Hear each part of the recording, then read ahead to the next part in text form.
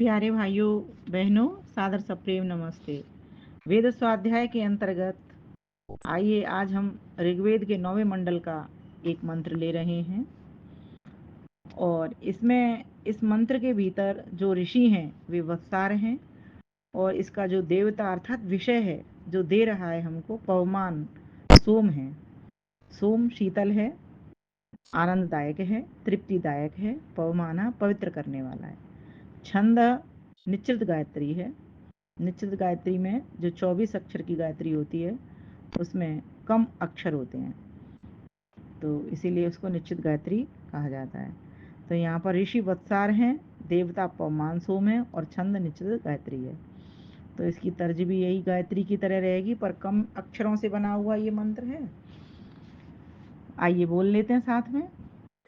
तरत्समन्दी धावती धारासु तस्यन्धसः तरत्समन्दी धावती तरत्समन्दी धावती। याद करिए, आप भी कुछ कुछ मंत्रों को ना मेरे साथ साथ याद कर लिया करो। जैसे अब ये छोटा मंत्र है ना, देखो मैं याद करने का ढंग बताती हूँ। जैसे तरत्समन्दी धावती, ये 4 शब्द हैं और ये 4 शब्द फिर दोबारा से रिपीट हो गए हैं इसमें, मतलब दोबारा पुनरावृत्ति हो गई है इनकी। पहले आ गया तरस संबंधी धावती, फिर बाद में तरस संबंधी धावती। बोलो मेरे साथ, तरस संबंधी धावती, तरस संबंधी धावती, तरस संबंधी धावती। ये याद हो गए। अब आपका एक बच गया, एक पद बच गया। 3 पद में से एक पद बच गया। धारा सुतस्य अंधस, यहाँ पर 3 शब्द हैं।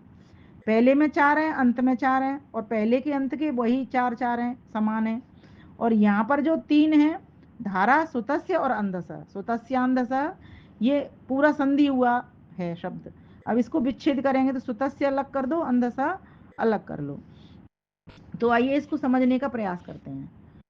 पहले तो बोलते हैं शुद्ध उच्चारण करते हुए, फिर उसको समझने का प्रयास करते हैं। ये मंत्र क्या कह रहा है, इसका थोड़ा विषय वस्तु बता देती हूँ। ये मंत्र हमको क्या बता रहा है, हमको कह रहा है जो प्रभु के भक्त होते हैं वे संसार सागर को पार कर जाते हैं। अर्थात जो प्रभु के भक्त होते हैं उनको कठिनाई नहीं होती, ये संसार सागर को आसानी से पार कर जाते हैं। तो ये संसार सागर है क्या, जब संसार के साथ सागर ही लग गया तो पता ही लग गया कि वास्तव में ये तो महासागर है। और महासागर में से तो कोई कोई पार होता है। अगर कुछ ना हो साधन तो इतने बड़े सागर में कोई तैर करके पार करेगा क्या, नहीं कर सकता। तो क्या करना पड़ता है उसको, कोई समुद्री जहाज बनाने पड़ते हैं तब जा करके पार करता है। तो हमें क्या करना पड़ेगा, वे साधन जुटाने पड़ेंगे जिनसे ये बार बार का जन्म मरण का चक्र खत्म हो जाएगा। तो उसके लिए इस सागर को पार करने के लिए क्या करना पड़ेगा, भगवान का भक्त बनना पड़ेगा। तो यहाँ बताया गया है भगवान का भक्त होता कैसे है, कैसा होता है, कैसी उसकी अवस्था होती है, किस प्रकार से ईश्वर को प्राप्त कर सकते हैं हम। तो हमारे लिए प्रेरणा का भी मंत्र है, क्योंकि जो मनुष्य के जीवन की सार्थकता वो क्या है, शरीर की का कल्याण कर जाना। ये जो गाड़ी मिली है इसका कल्याण कर जाना। नहीं तो गाड़ियां तो सभी को मिली हैं, जीव जंतुओं को भी मिली हैं, लेकिन उनके पास ये योग्यता नहीं है। ऐसा हमारा जैसा मन बुद्धि और शरीर नहीं है, ऐसी हमारी जैसी वाणी नहीं है, ऐसी कर्मों की स्वतंत्रता नहीं है ना। तो अब हमें क्या करना है, हमारे लिए ये बहुत प्रेरणा कर सकता है ये मंत्र, क्योंकि वेद का ज्ञान तो मनुष्यों के लिए है ना, इसीलिए मनुष्यों के लिए ज्ञान है। तो इसीलिए मनुष्य का कर्तव्य बनता है इस मानव चोले को सार्थक करे, सफल करे। तो वेद मंत्रों की समीपता करे और इन मंत्रों के अर्थ सहित भाव को समझे और ईश्वर से जुड़ने का प्रयास करे। ईश्वर से जुड़ करके ही संसार सागर को पार कर सकते हैं, और कोई मार्ग नहीं है। नान्य पंथा विद्यते नाय। तो आइए बोलते हैं, तरत समंदी धावती। बोलो, तरत समंदी धावती धारासु तस्य अंधसः धारासु तस्य अंधसः तरत्समन्दी धावती तरत्समन्दी धावती तरत्समन्दी धावती तरत्समन्दी धावती तरत्समन्दी धावती। ओम। यह जो मंत्र है ऋग्वेद के 9वें मंडल से लिया गया है। सामवेद में भी आया है, वहाँ भी पूर्वार्चिक के ये 6ठे सूक्त में आपको मिल जाएगा। तो आइए, ये इतना जिसमें इतना ज्ञान है और इसमें भक्ति भी है, तो इसलिए ऋग्वेद और सामवेद के ये दोनों मंत्र हैं। तो आइए अब इसका भाव समझ लेते हैं क्या कह रहा है। पहले तरत, तरत का तो सीधा पता चल रहा है, तर जाता है। स का मतलब भी पता चल रहा है, वह तर जाता है। मंदी, मंदी का अर्थ नहीं पता चल रहा था। मंदी का अर्थ होता है जो आनंद में मग्न है, जो मंदी अर्थात आनंदी, ऐसे समझ लो आप इसको, कभी भूलोगे नहीं। मंदी अर्थात आनंदी, अर्थात जो ईश्वर की स्तुति और भक्ति करता है, जो स्वयं भी तृप्त है, जो स्वयं तृप्त बना रहता है। अब उसकी कोई और चाहत रहती नहीं है सांसारिक सुखों की, अब बस चाहत है तो बस एक ही चाहत है बच जाती है उसकी, ईश्वर के सुख की, परमात्मा के आनंद की चाहत बच जाती है। तो जो तरत संबंधी धावती, जो भक्ति स्तुति करने वाला स्वयं तृप्त है, आनंद मग्न व्यक्ति है, वह तर जाता है।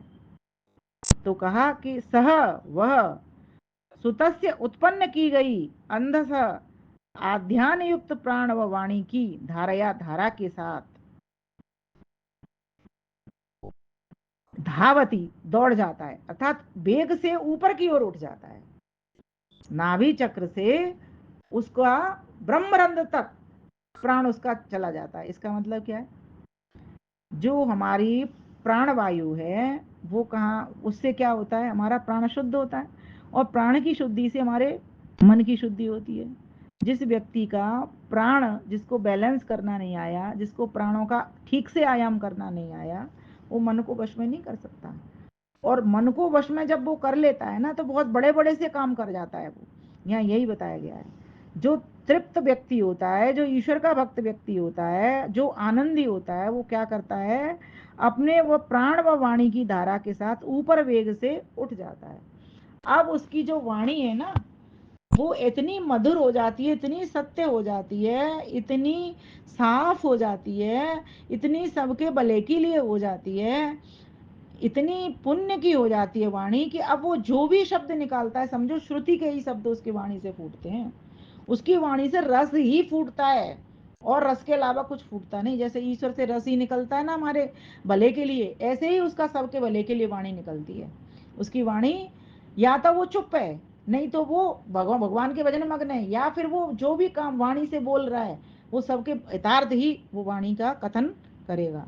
तो ऐसा व्यक्ति जो तृप्त व्यक्ति होता है, जिसको अपने लिए अब कोई चाहत नहीं रहती, भगवान का भक्त बन जाता है, आनंदी हो जाता है, वो संसार सागर को पार कर जाता है। अब उसका प्राण और वाणी एक धारा के साथ में ऊपर वेग से उठ जाते हैं। वह समंदी, वह आनंद तृप्त भक्त तर जाता है। कैसे, ऊर्ध्वगति द्वारा ऊपर चढ़ जाता है। क्या कहा गया एक और मंत्र में, उद्यानम ते पुरुष ना वयानम, ये मनुष्य ऊपर चढ़ नीचे नहीं गिर।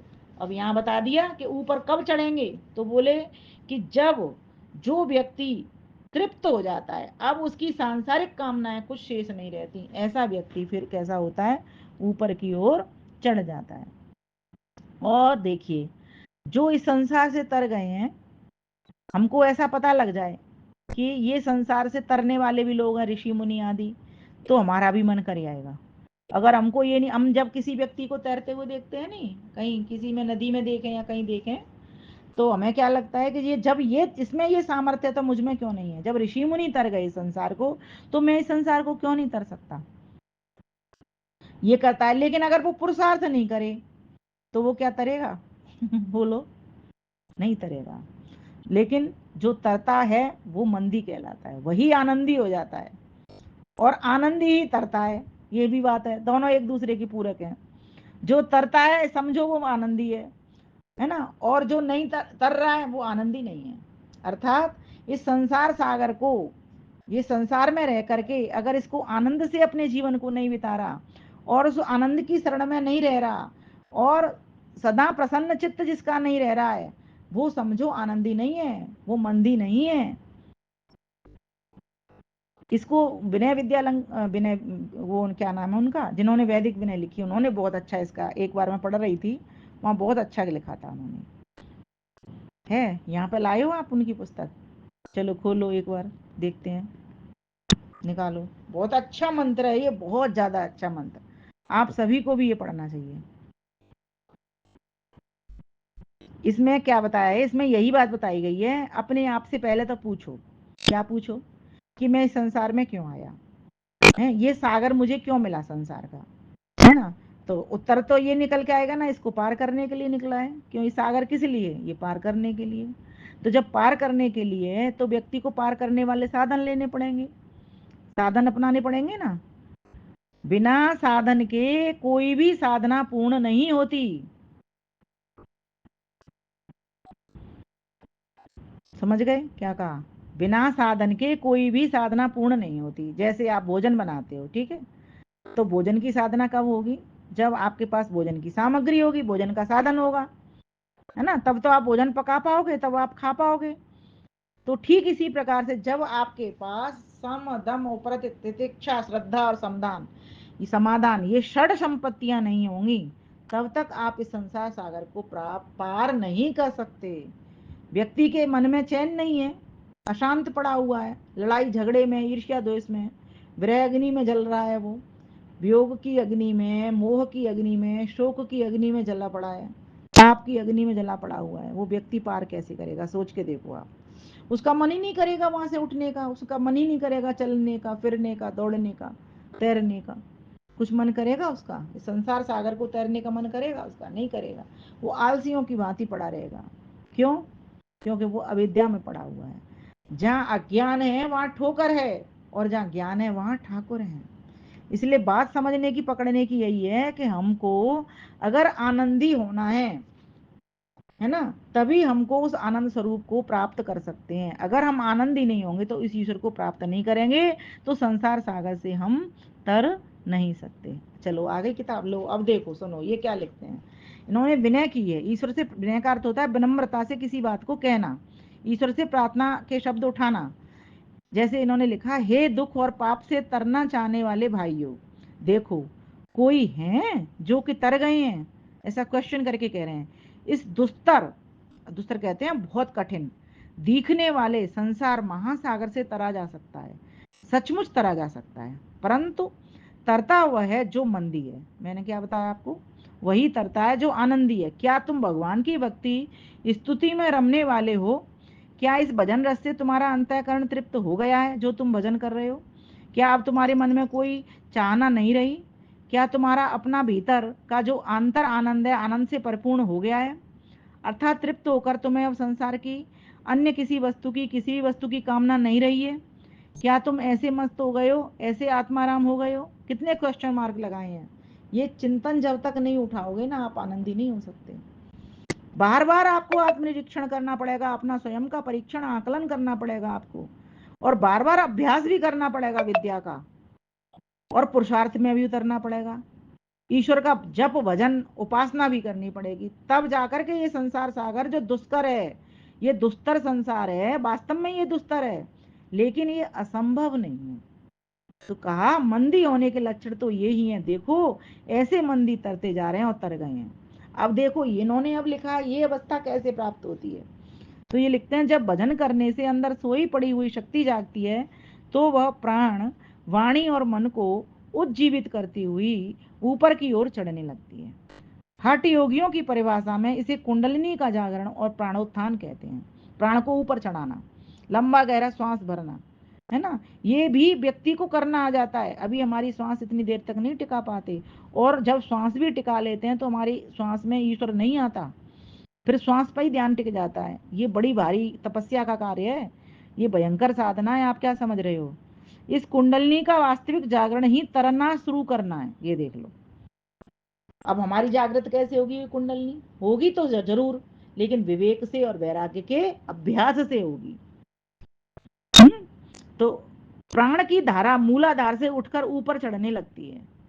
हेमवती शक्ति नाचती कूदती हुई, भजन स्तुति करती हुई मार्ग में प्राण वाणी मन के अद्भुत चमत्कार दिखाती हुई ऊपर अपने शिवरूप स्वामी की ओर चढ़ने लगती है। हेमवती यहाँ पर बुद्धि को कहा गया है। यह आध्यान अर्थात मानसिक चेतना से युक्त प्राण धारा के रूप में क्रमशः ऊपर जाती हुई अनुभूत होती है। आध्यान मतलब जो अंदर से शब्द आया ना, क्या है? मानसिक चेतना। मानसिक चेतना है ना, जो धारा सुतस्य अंधसा, धारा सुतस्य अंधसा अर्थात वह उत्पन्न की हुई आध्यान युक्त प्राण व वाणी की धारा के साथ ऊपर वेग से उठ जाती है। तो क्या हुआ कि मानसिक चेतना से व्यक्ति को मानसिक चेतना से भरना पड़ेगा। पहले प्राण, मैंने क्या कहा, प्राण का आयाम करके क्या होता है, मन वश में होता है। जब मन कंट्रोल में आ जाता ना व्यक्ति के में, तो फिर उस चेतना, मानसिक चेतना का मतलब क्या है, यहाँ पर मन तो जड़ है, लेकिन आत्मा की चेतना, लेकिन आत्मा मन से जुड़ता है, तो मन जब उसका किससे जुड़ेगा, ईश्वर से जुड़ जाएगा। उसका मानसिक चेतना, मन को ईश्वर की चेतना से जोड़ देना, अर्थात अपने आत्मा को मन के द्वारा, मन शीशे के द्वारा ईश्वर को दिखलाई देने तक जोड़ देना। जैसे शीशे में अपना मुंह देखते हैं ना, है ना, किसी और का भी मुंह देखते हैं, तो शीशे में कोई, अगर आपके पीछे कोई वस्तु, छुपी हुई वस्तु खड़ी है, वो भी आपको दिख जाती है अगर आपके पीछे खड़ी है तो, है ना। तो शीशे में आप किसको देखते हो, अपने आप को भी देखते हो और ईश्वर को भी देख लोगे जब आप अपने मन के शीशे में जाओगे। तो मन का शीशा पहले तो साफ होना चाहिए ना। तो यहाँ ये बताया जा रहा है कि प्राण धारा के रूप में क्रमशः ऊपर जाती हुई अनुभूत होती है जो मानसिक चेतना है, वह यही उत्पन्न की अंधस सोम की धारा है, यही अंधस है, अर्थात यही आध्यान युक्त है। फिर कहा गया कि जिसके साथ साथ आत्मा ऊंचा होता चला जाता है। अब आत्मा ऊंचा नीचा का आकार प्रकार में तो होता नहीं है, आत्मा की उन्नति होती चली जाती है, ये बताया जा रहा है। इसी धारा के साथ मंदी नामक भक्त की ऊर्ध्वगति होती है। ऊर्ध्वगति का मतलब वो ज्ञानी विज्ञानी या योगी ध्यानी बन जाता है। प्रसिद्ध 7 लोक अंतर ही है। अब प्रसिद्ध 7 लोक अंतर है, ये क्या है, भू भुव स्व मह जन तप, है ना, सत्यम, ये क्या है, ये 7 लोक हैं। अब इनको देखते ये क्या लिख रहे हैं, उन्नत होता हुआ आत्मा इन सब लोकों को पार करता हुआ सत्य लोक में पहुंचकर पूर्ण स्वतंत्र हो जाता है। सत्य लोक में पहुंचकर आया ना, सत्यम अर्थात मस्तिष्क के लोक में, अर्थात देखो हम बोलते हैं ना, अद्विगात्राण शुद्ध्यन्ते मन सत्येन शुद्ध्यते, तो मानसिक चेतना के द्वारा ही हम कैसे होते हैं, सत्य से भरते हैं, तो सत्य लोक तक की हम यात्रा कर जाते हैं। तो जो आत्मा है अर्थात हम जीवात्मा हैं, इन सभी लोकों को पार कर जाते हैं। पहले भू, भू का अर्थ क्या होता है, प्राण, प्राण से उठाते हैं हम, कहाँ से प्राण उठाते हैं, नाभि जनन तंत्र प्रजनन तंत्र से, यहाँ से उठाएंगे। भू भुव स्व महा जन तप सत्यम, तो कहा यहाँ पर सत्य लोक तक पार चले जाते हैं और पूर्ण स्वतंत्र हो जाते हैं, बिल्कुल पार उतर जाता है। प्राण वाणी मन आदि शक्तियां सिर के सत्य लोक में जाकर ठहर जाती हैं और समाधि सिद्ध हो जाती है। प्राण वाणी और मन आदि शक्तियां ये सभी एक जगह केंद्रित हो जाती हैं, इसको ऐसे समझ लो, फिर चक्कर पड़ेगा नहीं तो आपको सरलता से बताती हूँ। प्राण वाणी और मन, देखो एक तो प्राणों को वश में करना आ गया, दूसरा हमको वाणी को वश में करना आ गया, तीसरा हमको मन को वश में करना आ गया। सारा खेल मर्यादा का है, ये मर्यादा हमको आ गई, और पवित्रता का है, और पवित्रता ये हमने मन भी वाणी भी और प्राण ये तीनों पवित्र भी कर लिए, है ना, इनमें कुशलता भी भर ली, है ना, और हमने इनको संतुलित भी कर लिया। और चौथी बात कहा एकाग्र चित्त सिर के सत्यलोक में जाकर ठहर जाती हैं, एक जगह केंद्रित कर दिया, समाधि सिद्धि हो जाती है। समाधि सिद्धि कब नहीं होती, जब हम साधनों को तो लेते नहीं है, असाधनों को अपनाते हैं। वो आता है ना सांख्य दर्शन में सूत्र, साधनानुचिंतनम बंधाए भरतवत, कि भरत मुनि क्यों फंस गए मोह माया में, क्योंकि वो हिरण के बच्चे को पकड़ लाए, अच्छे भले खासे साधना कर रहे थे, भगवान का भजन कर रहे थे, क्या जरूरत थी। अब ऐसे ही हम लोग हैं, तो जब भजन कर रहे थे तब वो एकाग्रचित्त थे, उन्नति हो रही थी उनकी और समाधि की सिद्धि भी हो जाती उनको, लेकिन नहीं हो पाई क्योंकि वो उस साधन से हट गया जिसको करना चाहिए था।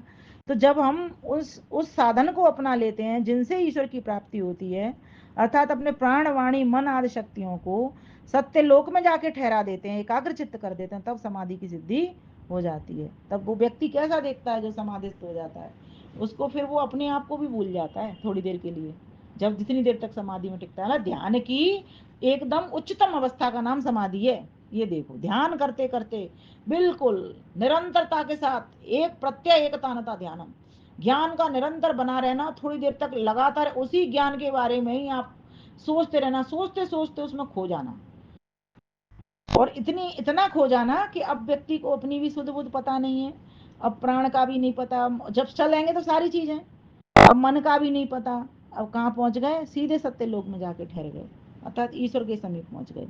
इस प्रकार देखो, जो मंदी भगवान का भक्त है वो दुख सागर को तर जाते हैं, ऊपर पहुंच जाता है। ऐसा कोई सागर नहीं है जो दिखाई दे रहा है। ये एक अलंकारिक शैली में ये वर्णन किया गया है मंत्र में। वेदों में ज्यादातर मंत्र अलंकारिक भाषा में है, और उनको फिर खोलने का कार्य ये ऋषि मुनि करते हैं या फिर अभी विद्वान कर रहे हैं अपने अपने तरह से। इस पुण्य घटना का विचार करना, इसे कल्पना की आंखों से देखना भी कितना ऊंचा उठाने वाला है। सोचो, एक बार आप भी खुद कल्पना करके देखो मेरे साथ। मैं तो पढ़ रही हूँ, सुना रही हूँ आपको, और अपना भी बोल रही हूँ, और आप इसको चिंतन में लाना घर जा करके देखो कैसा लगेगा।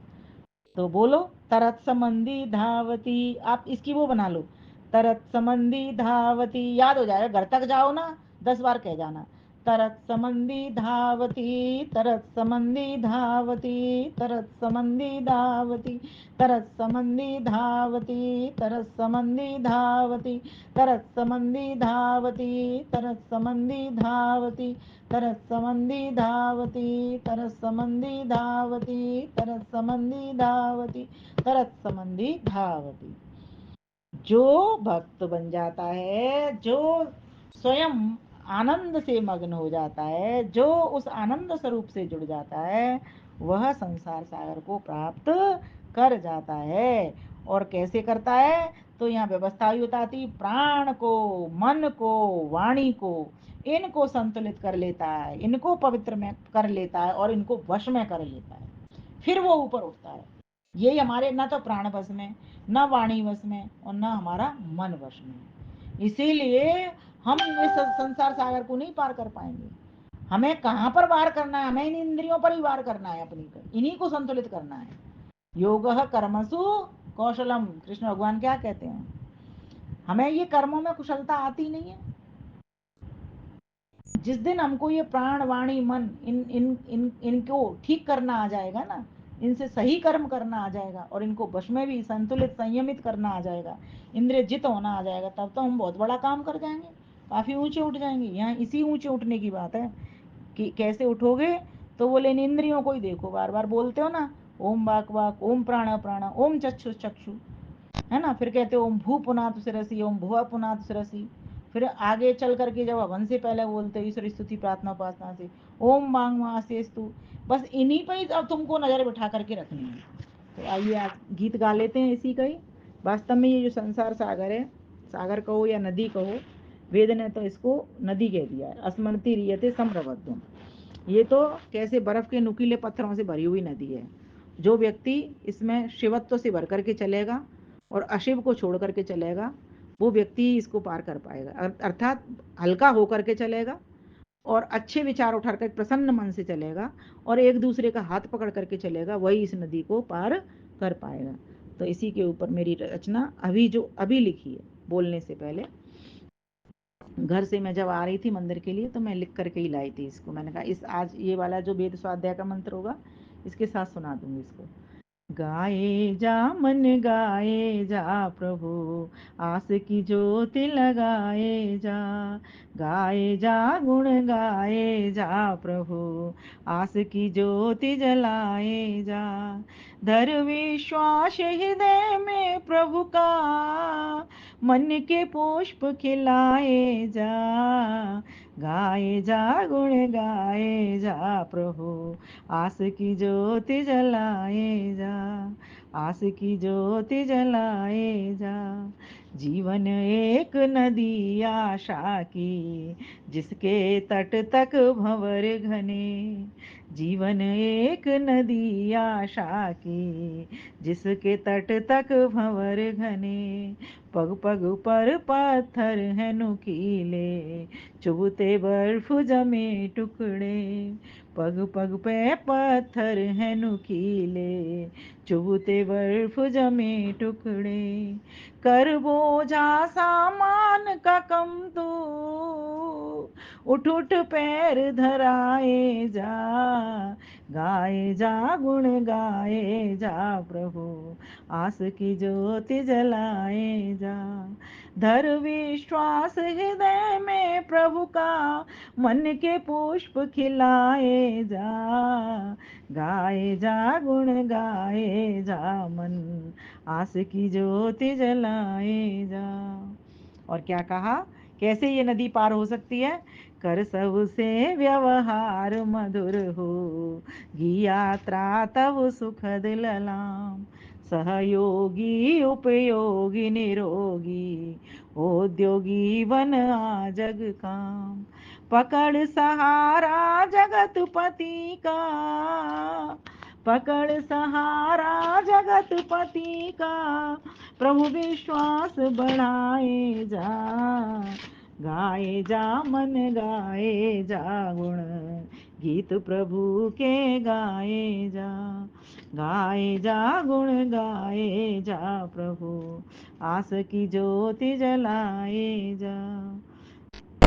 सुख दुख जीवन के दो धारे, अशिव छोड़ शिव तुझ प्यारे।